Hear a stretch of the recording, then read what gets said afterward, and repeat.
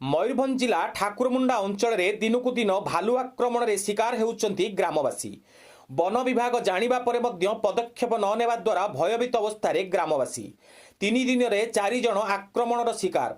गतकाली खंडबंध ग्राम पंचायत अंचल रे 3 जन को भालू कामुड़ी गुरुतर आहत करथिबा बेले पुणी भालू कामुड़ारे जणे आहत। अपराह्न खंडबंध ग्राम पंचायतर पुराणा पानी बुरुडी साहिर काराना मारांडी 55 निज चाष जमी धान बिड़ा बांधुवा बेले गोटे भालू जंगलू दौड़ी आसी डाहाण गोड़े कामुड़ा सह छाती को रांपी देइथिला।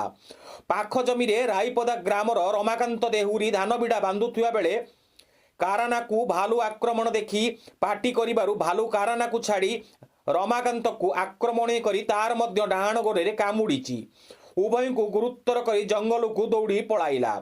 परिवार लोक ठाकुरमुंडा गोष्ठी स्वास्थ्य केन्द्र में चिकित्सा पाई भर्ती करथिबा बेले आज सेहीपरि ठाकुरमुंडा निकटवर्ती ग्रामर कांड्राम बद्रा दिन 9 घंटिका समय बिल को धान काटिबा को जाइथिबा बेले हठात 3टी भालू जंगल बाहरी कांड्राम को आक्रमण करथिले। निज जीवन बंचाए को भालू सह धस्ताधस्ती होइथिला। कांड्राम बंद्रा भालू कांड्राम को बाम हाथ बाम जंघ गोड़ डाहाण एवं हाथ को कामुड़ी जंगल को चली जाइथिला। अल्प दूर रे स्त्री चांदमणि मुंडा एवं पियूसी जेमा कारुआ भौणी रीता कारुआ कांडरामु को एक ऑटो साहाय्य ठाकुरमुंडा गोष्ठी चिकित्सालय को आनिथिले। आज पुणी भोरु शौच हेबापई ठाकुरमुंडा निकट भारांडिया ग्राम रे नीलांबर टंकनिया 65 को भालू पछपटू आक्रमण करिथिला।